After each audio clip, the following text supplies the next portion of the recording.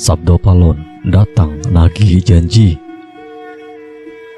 Tahun 2024, Indonesia harus waspada. Pasalnya, ramalan Jayabaya mengungkap bahwa tahun 2024 adalah tahun datangnya Sabdo Palon nagih janji.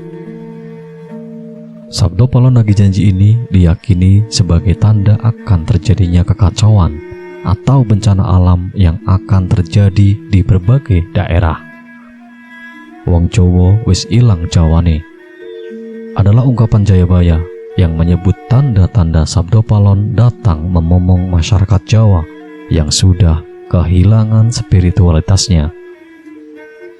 Berdasarkan ramalan Jayabaya mengungkapkan bahwa masyarakat Jawa menunggu datangnya masa Sabdo Palon nagih janji. Kemudian kekacauan merajalela di mana-mana.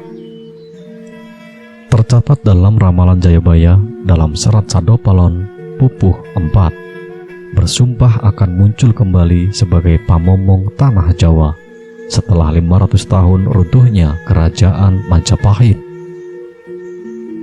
Apabila dihitung 500 tahun dari kerajaan Majapahit runtuh pada tahun 1478, maka ramalan datangnya masa Sabdo Palon nagih janji jatuh pada tahun 2020 hingga 2024. Pertanda meletusnya Gunung Merapi yang dijelaskan dalam Pupuh 5 dalam syarat Sabdo Palon yang berbunyi, Kulo Nambel Pratondo, Pratondo Tembayang Mami Hardi, Merapi yang jebluk mililahar, Lindu Pengpitu Sedino, Kaline banjir bandang.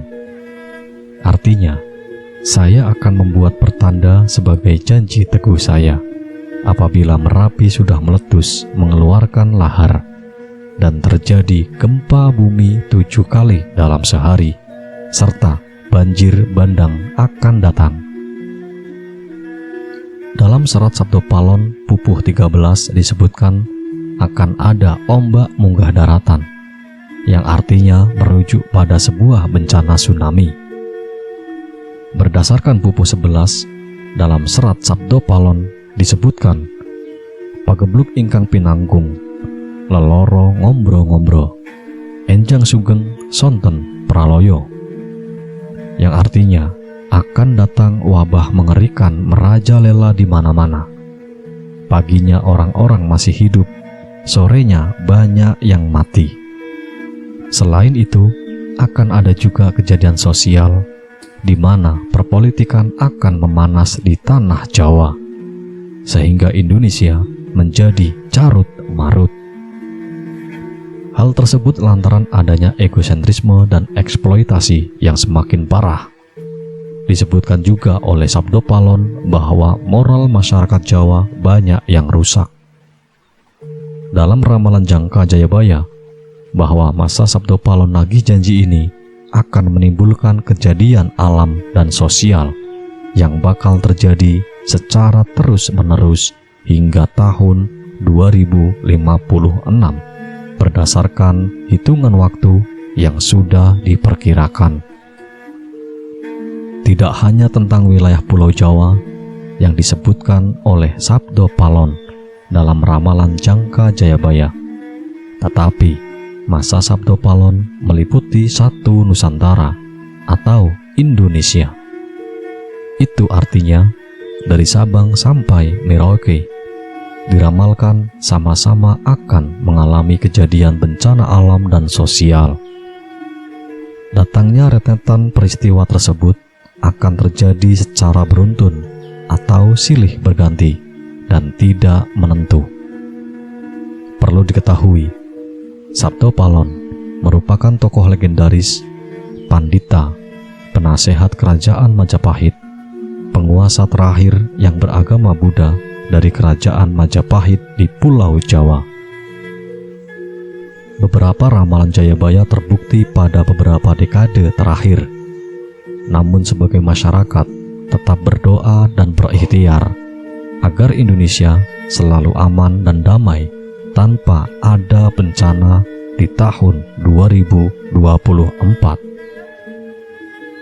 Sabdo Palon menelan kekecewaan yang amat sangat ketika Sang Prabu Brawijaya V memeluk agama Islam.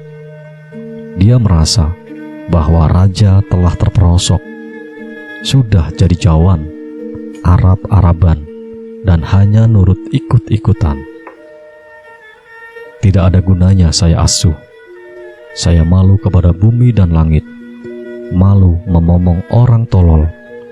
Saya mau mencari momongan yang bermata satu, yaitu yang mengerti dan tahu tujuannya beragama. Tidak mau saya memomong paduka. Begitulah katanya. Sabdo Palon mengaku telah mengasuh 2003 atau 2003 tahun raja-raja Jawa. Namun satupun tidak ada yang mengubah agamanya.